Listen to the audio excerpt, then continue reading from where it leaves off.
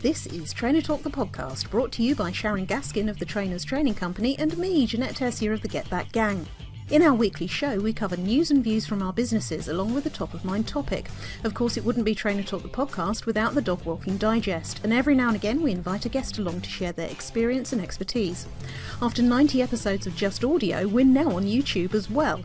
So feel free to catch up there. Just search for the Trainers Training Company or the Get That Gang, or download us on audio only through your favourite podcast streamer. So why not sit back with a cuppa, make that journey or chore go a little bit quicker with our weekly inspiration for developing your training business.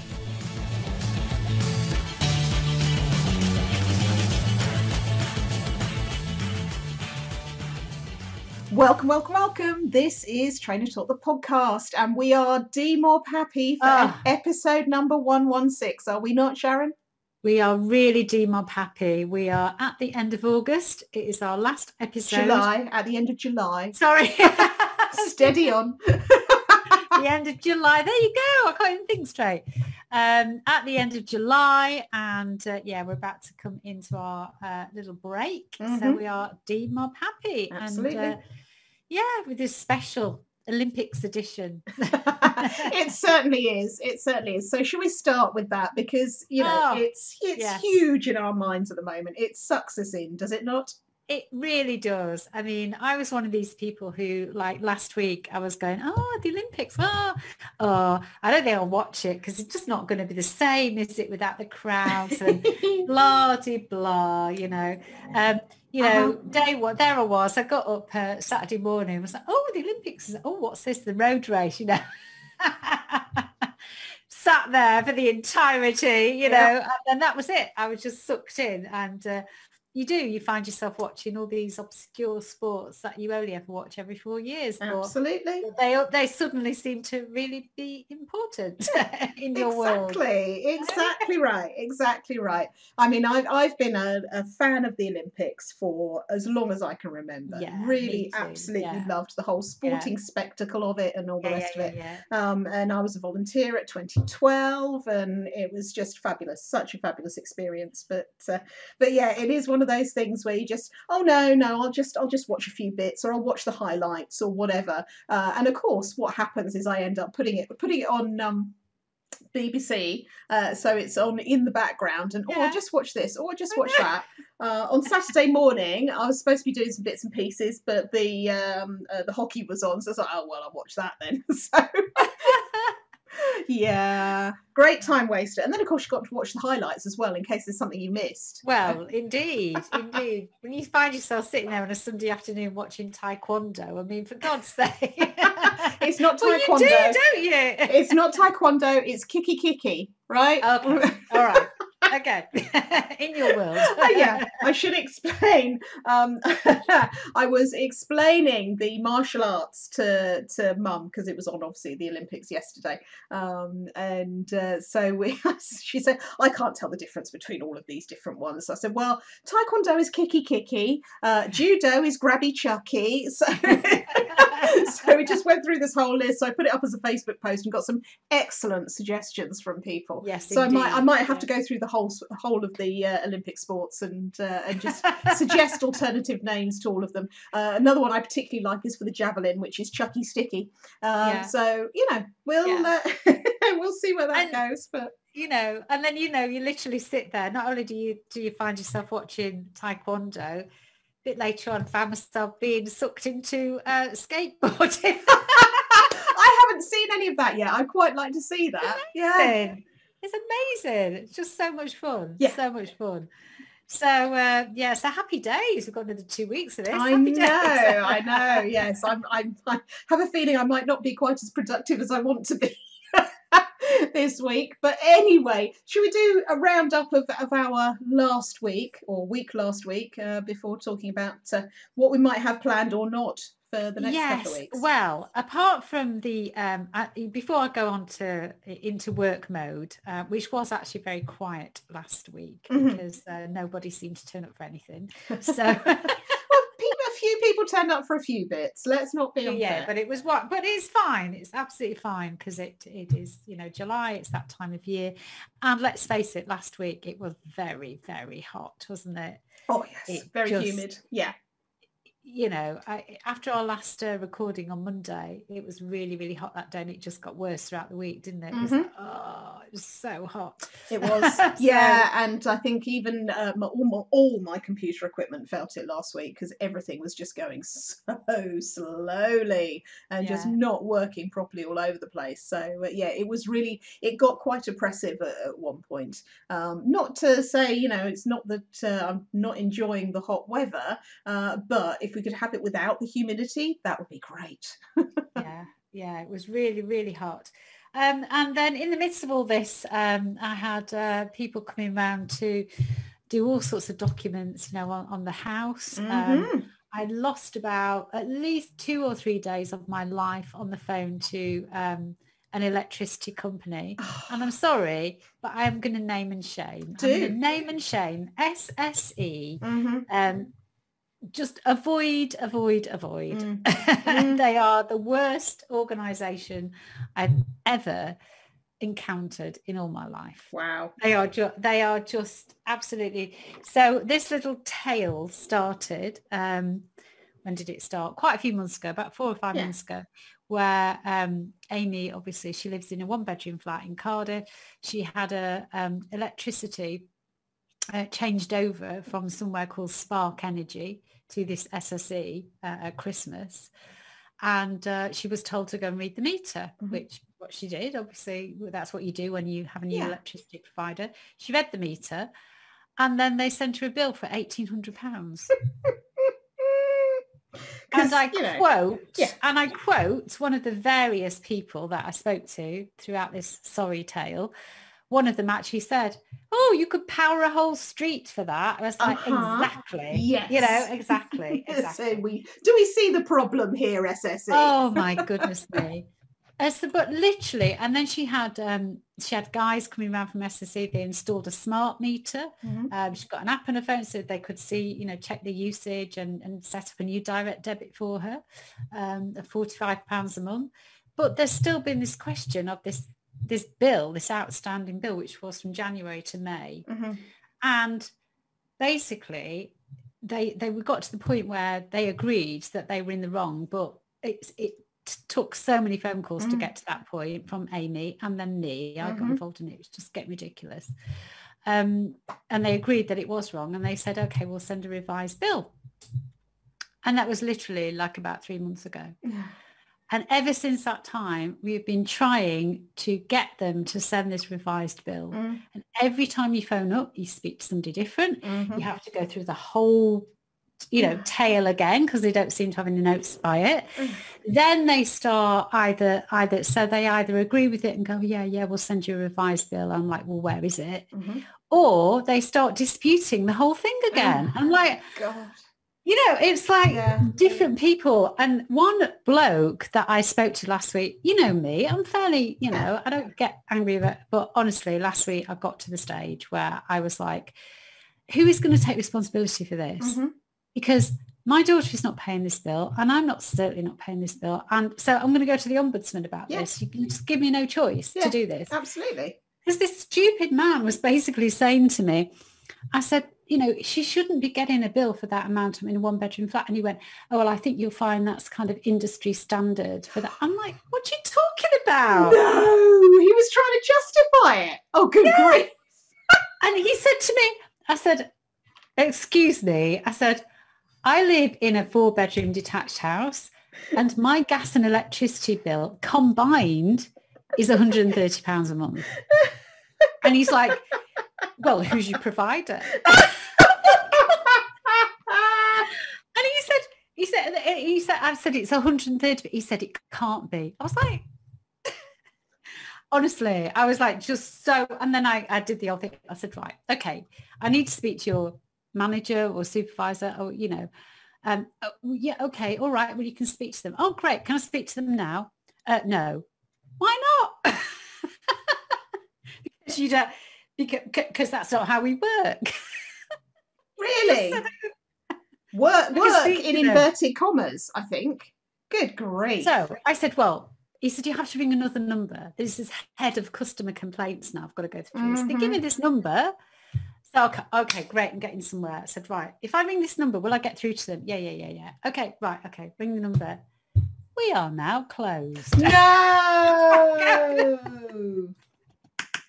Oh dear. So literally then the next day I spent then another 3 hours on the phone to one person, and we got to the point where we were really, you know, he was sorting it out, he was agreeing with everything, he said he would send this bill, and I was like, okay, if I stay here now on the phone, can we do this, can I pay it now? Because he basically said it was 150 quid, which, you know, he said to me, sorry to go on about this, but consumers need to know.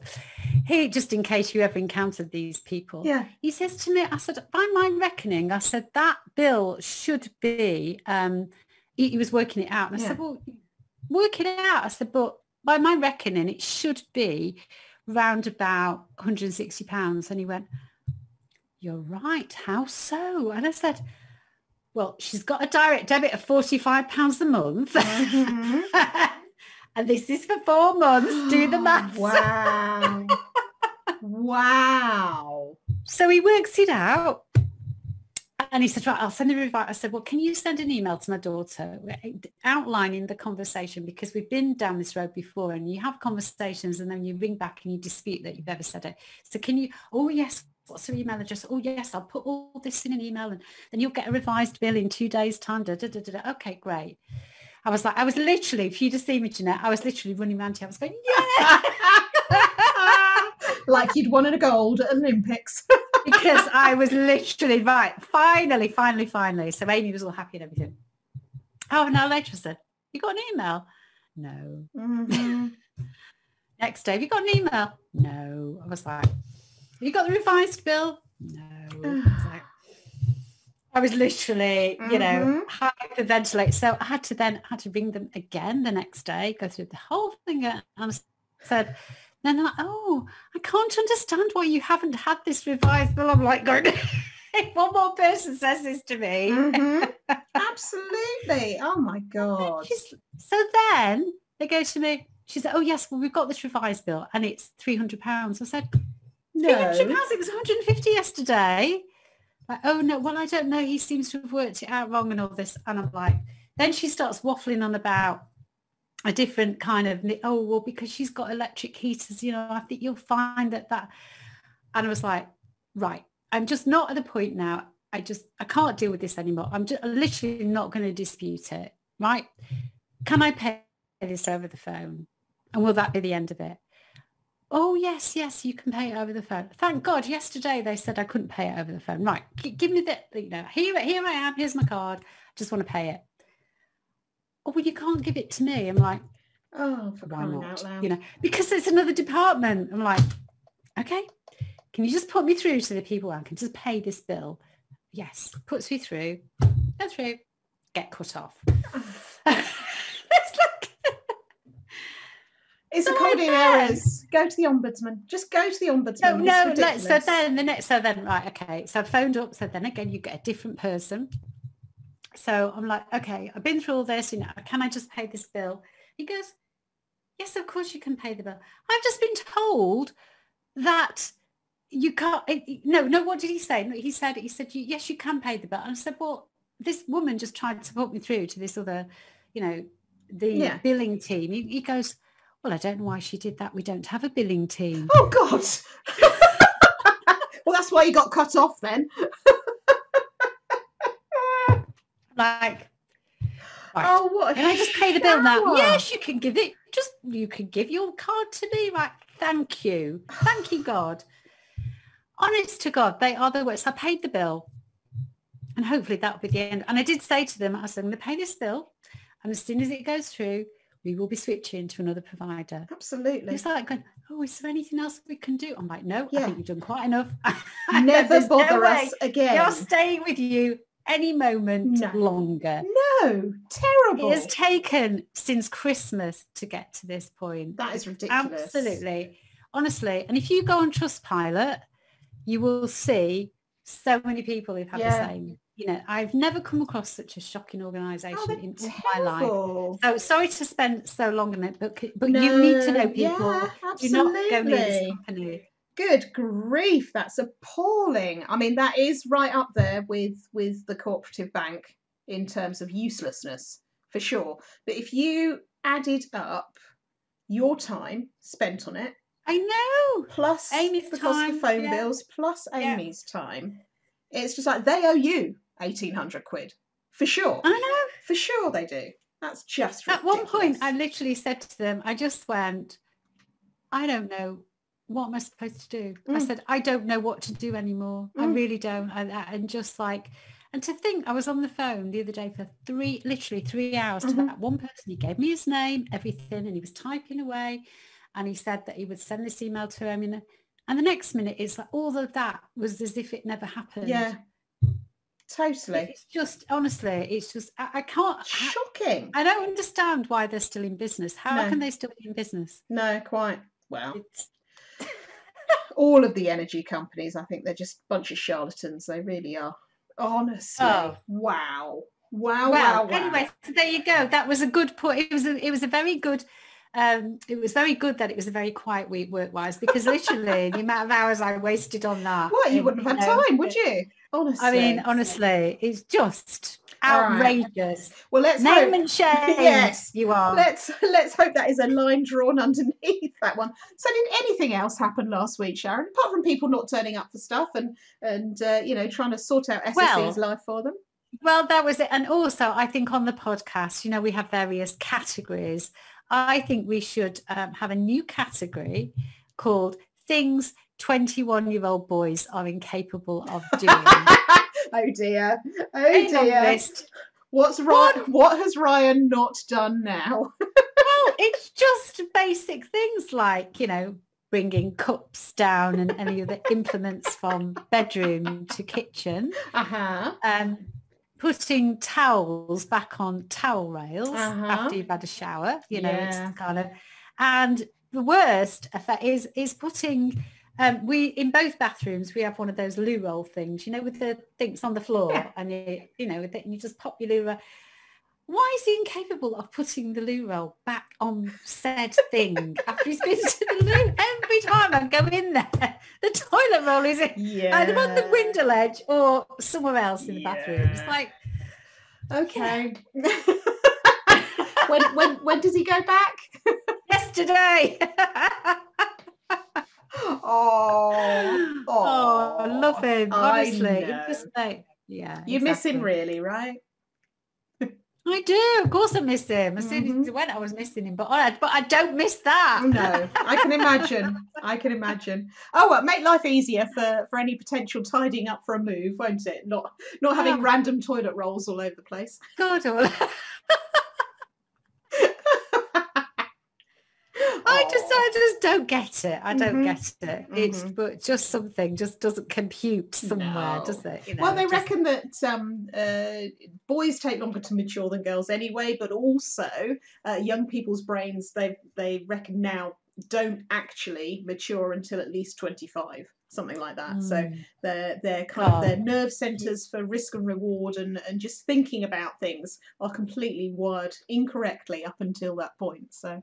Yes. Oh God. Apparently. All right then. Well, that was my week, people. I don't have a saga of SSE proportions, but I do have an ongoing thing with the co-op. So when I first started my business, my accountants recommended to me that if I had my business banking with the co-op bank, I'd get like cash back, I think, every year if I was also an FSB member, Federation of Small Businesses member, which I was at the time. Because, when you first start up, you don't know any different.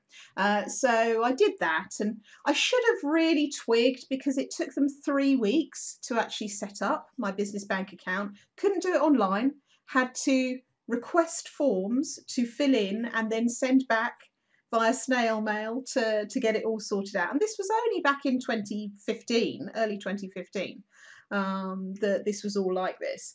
So it was, over the years, they had been very slow to get things done, and then you'd phone up for one thing. I phoned up one time to get a bank statement because for some reason it wasn't, I can't remember what it was, but they'd set my account up in the wrong name.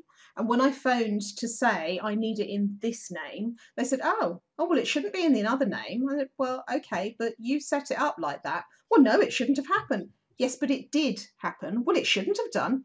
Okay, we're going around in circles here. You did it. You're in the wrong. I'm asking you to change it. Can you change it, please? So, yeah, get it changed. Requested a bank statement. So they sent me through a checkbook. So requested another bank statement. So they sent me through a deposit book. And, various bits and pieces. So when, was it last year or the year before? Might even be 2 years now. Can't remember. Oh, no, it was last year. I thought, right, I've had enough of this. I am going to set up with Starling Bank because I've heard really good things and all the rest of it. And literally, I could not believe the difference. Setting up with Starling, it took, 5 minutes on my phone? And then I got my card through within a week, and it was like, I've got the bank. Wow, okay. So then there's the saga of shutting down the co-op bank and the account with the co-op, and that again took another 3 weeks, and you had to fill in this form, and then you had to print it off and send it out. You couldn't do it online or anything like that, and all these sorts of bits and pieces. And they were so slow that at one point they ended up costing me money because they missed a payment or something had gone wrong somewhere. Anyway, so I thought I'd got rid of them, and that was May, June last year, something like that, all the rest of it. And then probably coming up to December last year, they started sending me emails. But these were emails not about my account, but emails doing things like warning about fraudulent transactions and blah, blah, blah, all the rest of it. I thought, oh, this is so tedious. So I tried to get in to say, stop sending them to me, but you can't get into the live chat. And you can't get into the support, and you have to phone up if you want to stop something like that happening, because the live chat and the support lines are only available to people who have an account. And of course, my account was closed, so I couldn't get into any of that. So what I did was set up a rule on my email, which basically said, anything from them, just send to junk and we'll deal with it. But it got to the point where I was looking in there, there's about 4 or 5 emails in there. I said, oh, this is so frustrating.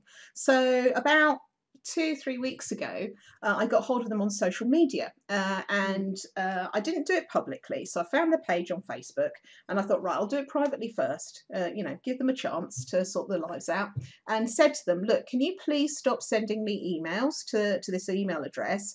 I can't unsubscribe because you won't let me, because I have to log in to do that, and I can't log in because I no longer have an account with you. Just stop sending things to me. So over a couple of days and lots of apologies and all the rest of it, this is absolutely sorted. I've spoken to the relevant department, blah, blah, blah, blah, blah. Last week, got another email. I'm just like, oh, for God's sake. So I went back to them, and it's obviously they've got a bot set up on their page. So I typed in the whole thing, and it came back and said, have you been requested to contact us through this channel?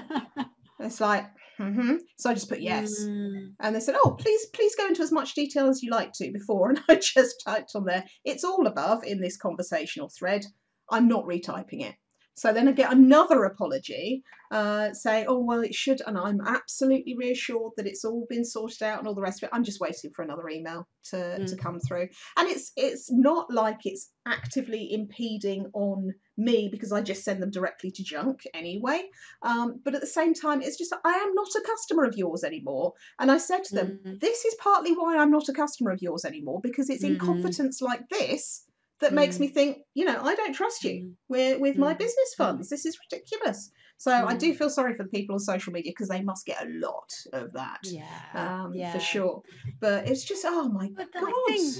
I think there's a wider question here or issue, isn't there, about, customer service is just, it's just so important. It's so important. And the companies that really, really get it are just a joy to deal with. They are completely. an absolute joy to deal with, and it's just fabulous. I mean, you know, Amy was saying to me about, you know, obviously she wants to switch providers now. I've advised her to switch providers.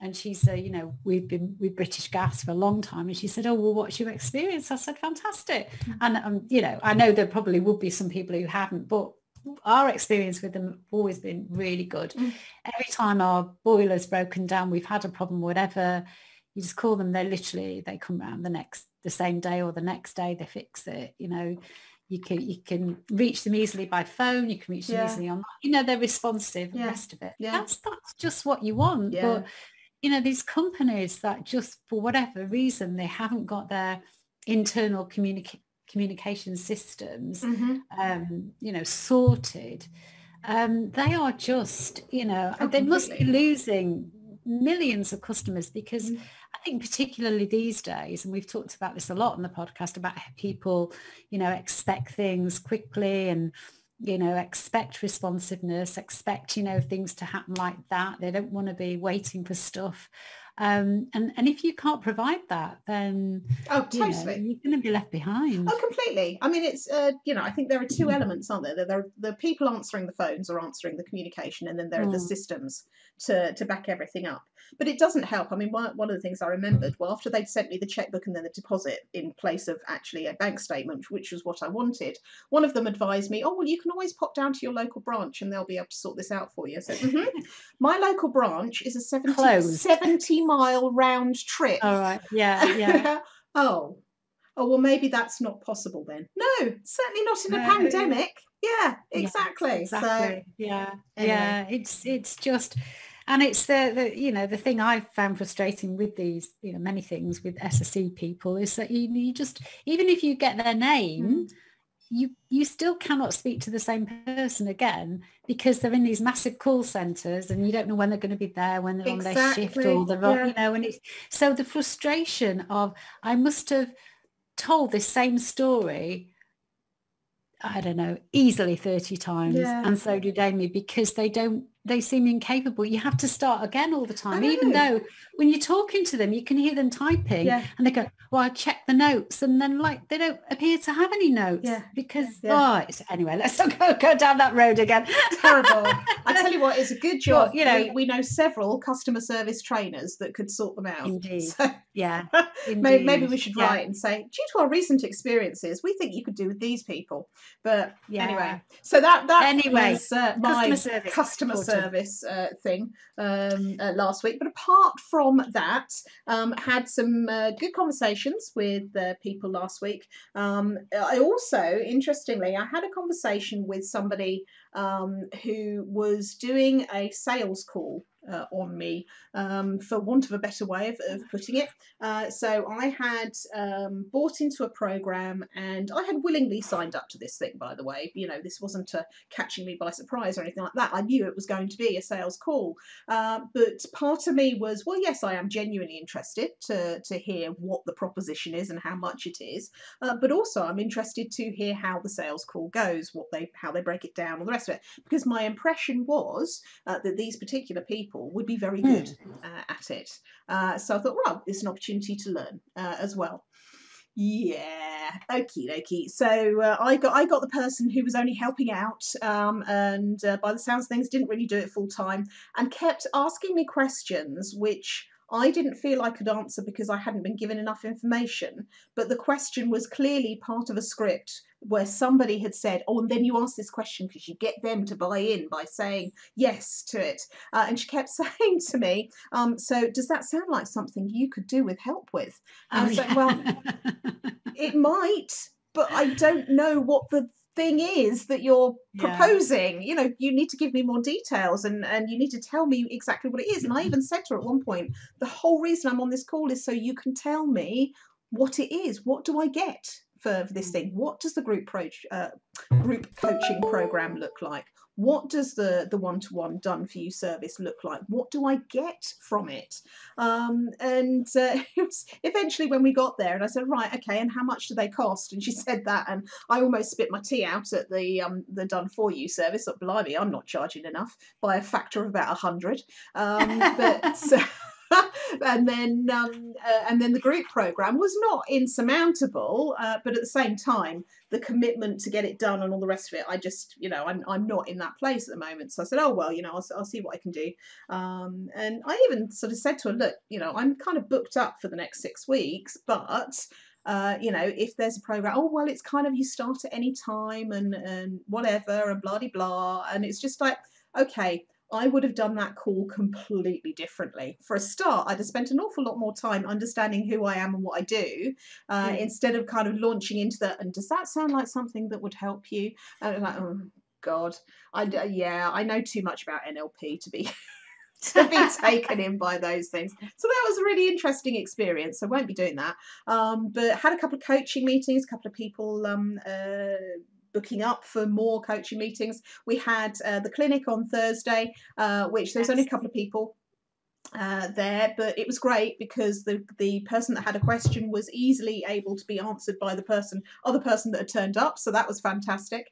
And then on Friday we had our niching clinic, didn't we, with the complete trainers, which was fantastic. I just enjoyed that so much. It was a good one, wasn't it? Yeah, it was a cracking one. I do apologise we just basically for printing coming out of my printer, just like, other people are clearly printing. It's fine. Couldn't hear it. Podcast. But, there's all this stuff here from the solicitors again, and again, we've been asked again, why they're selling so soon. I really do think it's none of their business. No, exactly. Honestly. It's like, well, because we want to. There you go. It's quite simple. This is the way it happens. Exactly. Oh, anyway, so you should have just said to them, because of the poltergeist. See what happens. See if anybody actually reads it. I know. There's a load of technical questions here about the conservatory. I don't know. Well, it's here. I don't know whether it has a completely transparent or translucent roof made from either glass or polycarbonate. I don't know. Leave it to Jim. Jim will sort it out. Be fine. Yeah. Sorry. So sorry about that. Just sort of paper coming through my printer. It's fine. It's not a problem. We were to make sure. We were talking about the niching clinic and how we were talking about the niching clinic. Indeed, we were, and it was a cracking session. Mm-hmm. It was really, really good because we dived into. We asked everybody, didn't we, about their niching journeys and kind of where they were on it, and we uncovered some kind of fears and beliefs around niching, which we always do. Oh, yes. And then we sort of went into that sort of lovely exercise where we sort of help people to uncover their niche and really I was really fired up by the end of it. What about you? Yeah, definitely buzzing at the end of that one, and really pleased for some of the insights that came and sort of little light bulb moments. And I mean, sometimes when doing these sorts of workshops, sometimes you get people that just have enough to move them forward a little bit, and that in itself is fantastic. But every now and again you get people who have massive light bulb moments, and I think we had one or two people that had those, which was fantastic. So can't ask for much more, can you, for something like that? No, you can't. So so great session, definitely, and looking forward to the catch up this Friday when the podcast is released, of course. Well, on YouTube it's available on Thursday evenings. Hint. But on Friday on the podcast stream as it comes out. So it's all good. It's all good. Excellent. Yeah. All righty. So shall we move on to our top of mind topic for this week? Yes. Right. Just going to be a quick one today because it's we are demob happy and all that, and so, we just thought about it seemed very appropriate to talk about the importance of taking a break in your business, which we probably always do around about this time of year, not only take a break, but talk about it on the podcast. Exactly. It seems very, very relevant. It is. It's relevant and important still. So, it hasn't gone away in terms of its importance, has it? And this is something, if I'm right, this is your third year in a row or fourth? Third year. Yeah.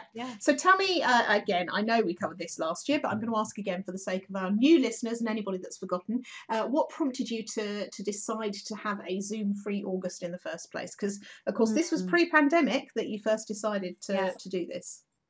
Yeah.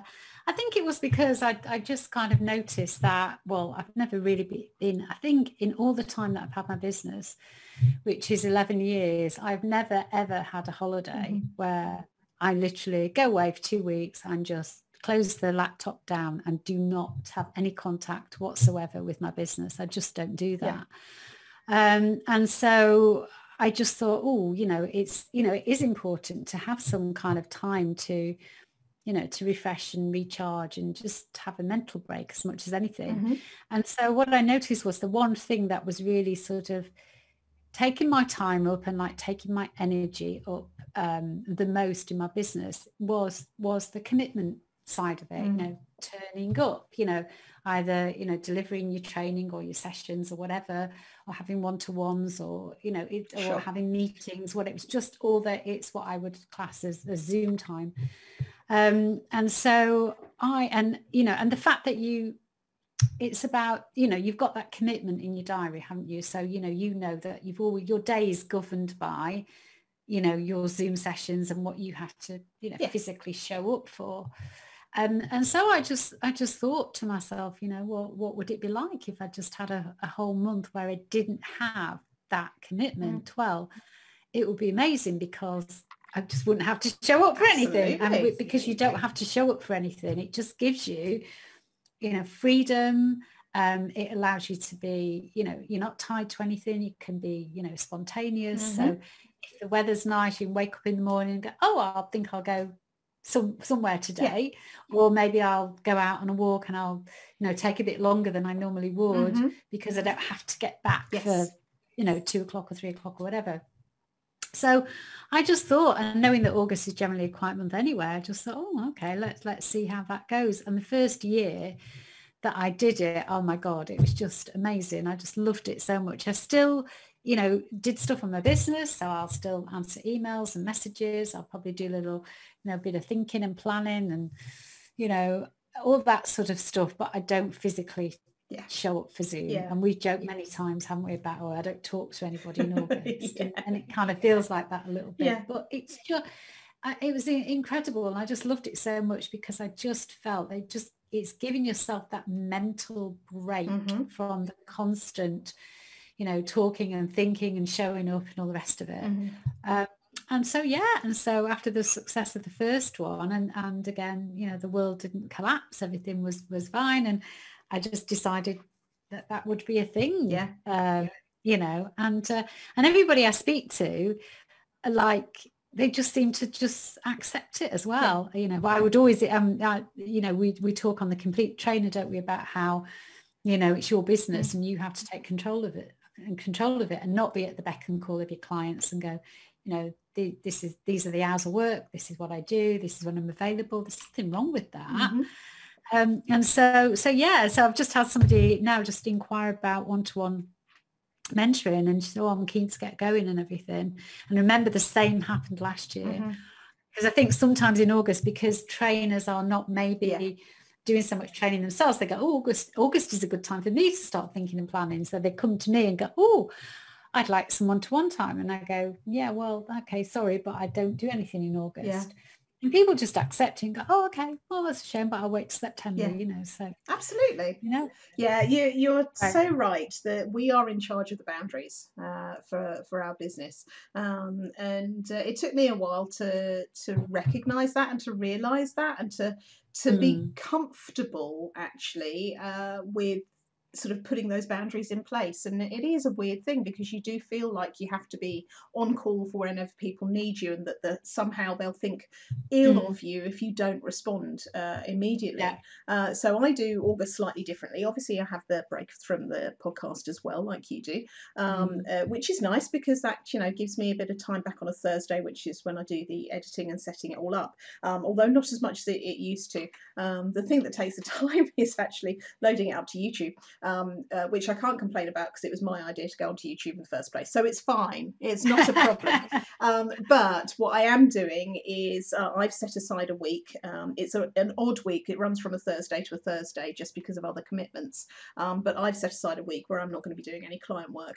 And I'm starting to sort of, tell people that and all the rest of it. There will be other things that I will do for sure. But this year particularly, I'm determined. Last year I wanted to, but pandemic kind of had other ideas and there was a lot going on, and at that point I still was in the gotta say yes to everything kind of framework. Yes, in terms of work that was within my niche, I will say that I'd gotten very used to turning down stuff that wasn't part of my niche, but in terms of sort of putting people off and delaying timescales and that kind of thing, that took me a little longer to get used to.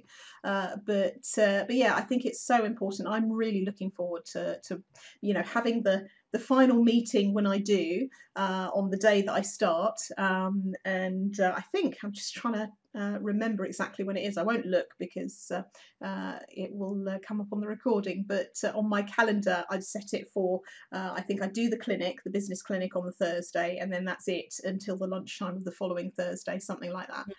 Which would be really nice, really nice. And obviously, like you, I'll keep an eye on emails and make sure there's nothing urgent happening, because some of the stuff that I do for people, like looking after their websites, of course, if their website goes down, I need to do something about it for them. But barring anything like that coming along, and yours, apart from anything else, if something goes wrong with your website, very important. So I need to keep an eye on that. But generally speaking, I mean, and barring something major, it will be quite unusual for something huge to go wrong. And I'm just looking forward to having that space to kind of get up, go for the dog walk, and then on the dog walk think, do I feel like doing a bit of work on my business today, or do I feel like doing something completely different? And, exactly. Very much looking forward to that. And like you say, it's that rest and reset opportunity, isn't it? To just give your brain a bit of a break from constantly thinking, right, I've got to fit this in before that meeting, and then do that meeting. And particularly, I think with the mentoring side of things, I enjoy it, and I know you do as well. But it does take a lot of brain power helping other people with their business. And sometimes you just need to take a step back so that you can have that space to think about your own business and what you want to do. So looking forward to having the podcast break. Not that we don't love you, lovely listeners, lovely viewers. Of course we love you, but it is quite nice to take that sort of break from doing it. It'll give people mentioning their names, Denise Wiskin, plenty of opportunities to binge listen to a heart's content. To catch up with everything, for sure. Speaking of Denise, she was doing that on my daily videos for the Get That Gang at the weekend, and she found one where the recording, I don't know what happened with the recording, but it was stopping and starting all over the place and what have you. And Facebook has been doing this thing for lives for a while, saying, oh, your frame rate is very low, and it's like, well, my internet connection is fine, so it's something your end, it's not my end. And then this particular video just it didn't make much sense at all, so I gave her a quick explanation in the comments. But it was funny because all of a sudden I came back to like 15 notifications on Facebook, and at least half of them were from Denise going, Denise likes your video, Denise likes your video. So I'm very, very grateful, Denise. Thank you for going through and catching up with everything, because I know she's very busy at the moment with the project that she's got on. So it's much appreciated, but it does make me giggle when that happens. So I think our to wrap that particular top of mind up for the last one before the summer break is to challenge everybody actually to say, okay, when's your break? When are you building time in to have a break from being in your business? And even if you spend that time working on your business, that's absolutely fine, that's no problem at all. But when do you give yourself a sort of a mental reset and relaxation time? And if you haven't done it for a while, maybe now's the time. Absolutely, very important. So do report back and let us know. Not that we'll be here, of course. Not that we'll pay any attention because we'll be off on a break, but Brilliant. All right. So, Dog Walking Digest. Is Jem okay now that Ryan's gone back? I mean, it's all a bit sad, isn't it? She's sad when he goes back. But no, she's settled back and she's underneath my chair here again, sort of flaked out. But really glad that the weather's cooled down a bit, because it was, it was very hot for them last week, wasn't it? Very, very hot. But no, she's all right. She's still just plodding along, as she does, as she does. But the big wildlife of the week was because we like, it's a dog walking digest plus wildlife, of course. On many occasions, and I did mention cows to you, didn't I? You did. We've had the thing about the sheep. Yes, yeah. We talked about the sheep, and I have mentioned to you about cows. Yes, you sent me a picture of the cows roaming freely. I know. Well, I just wanted to. There's a village down the road. It's a little village, Sorry, there was just insurance speak down. Little village, and there's a golf club there a golf course there as well. Very, very nice, lots of posh houses there, all the rest of it. And there's a little cafe that last August I used to go to quite a lot and sort of take Jem, because it's doggy friendly. Oh, nice. Yes, it's called the Muddy Mail Room, and it's all set up for dogs, and they have lots of dog baskets in there, and doggy, it's all doggy, which is great. But and it is on a main road, and quite often when you go down there, and there are just cows like wandering around on the middle of the road, or on the golf course, or around on the common or whatever. And tell you what, they're blooming big as well. Aren't they? Yeah. Huge. And you think twice about walking past them, but how they don't get knocked over, I don't know. Because you saw the video I sent you. I did, yeah. Well, I suppose if people know that they're going to be there, then they'll be on the lookout. I'm sure there's a sign that says, warning cows or something like that. Listen, that cafe is like on a really, really sharp bend, and somebody could come round if you didn't know. Honestly, it's one of those blind bends. Coming around, there could be a cow in the middle of the road, and that'd be that. Oh dear. It's a different world around here, I tell you. See, that always, talking about cows always reminds me of, did you ever watch the comedy series Goodness Gracious Me with Mira Sayal and Sanjeev Bhaskar and the other two whose names I forget, sorry, Nina somebody I think. Anyway, and there was a particular sketch which it made me spit my drink out. It was so funny. And you know how you have cat flaps in the back door, cat flap, and then you can have larger dog flaps. And there's this scene where they've got the back door with this huge great flap in it, and the woman goes, "What is that?" And go, "Cow flap." Because cows are sacred to Indians, and it was just so funny. Oh dear. Anyway, I digress from that. Anyway, so that was just to prove it, that there are cows on the road. And why not? And why not, indeed? I mean, we've got donkeys and ponies in the New Forest, so why not cows in the little village near you? Of course, no problem at all. I don't think we've got a huge amount to report in terms of Scamp and the Dog Walking Digest this week, other than, obviously fewer walks. He did request for the first time on Friday to go out for a third walk. Which obviously I was happy to do. It was cooler on Friday. It was starting, the temperature was starting to change a bit, which was nice. But normally he's just, I've had my food and now I'm flaking out kind of thing. And he hasn't been out for a third walk since pre-pandemic, pre-winter, because of course in the run up to the winter, then the fireworks come in, so he doesn't like it going out in the dark.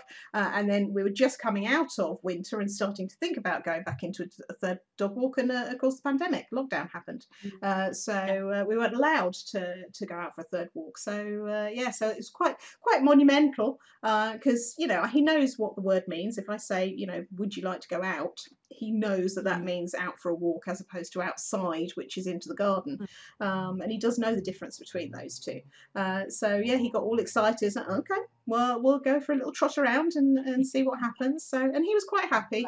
And it does, you can tell it makes a difference when it's a little bit cooler, because he's a bit brighter and a bit more happy about it. And then Saturday morning he was happy because his mate Freddie came round, so we went for a long walk like we always do on a Saturday morning around the golf course. And it was was a bit mizzy. It was supposed to be thunder and lightning, which apparently happened overnight on Friday. I was asleep for it. But yeah, it was kind of mizzy sort of rain. You know, something and nothing, enough to get you a bit damp, but you know, not too bad.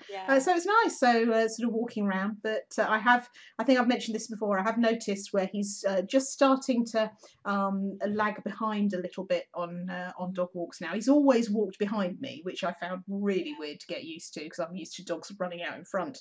But now he's just kind of, yeah, I'm catching up in my own time kind of thing. It's like, oh yeah, you are 9-ish. He'll be 10-ish next year, so you know. Oh. That's all right. He's having a good old life. So that's the important thing. Exactly. Take care of them for as long as they're here. Oh, hang on. Oh, somebody's phoning me now. So. You see, they've heard you don't work in August, so it's. This is true. I don't think we're ever going to get people, you know, to understand that it's not that you're not working. It's just you're not speaking to them. So. Anyway, any more? We will say goodbye. We will love you and leave you. Have a wonderful August, everybody. And we will see you in September. We will indeed. Take care, everybody, and we'll speak to you again soon. Bye. Back to the Olympics. Yes, exactly that. Back to the Olympics. Speak soon. Bye.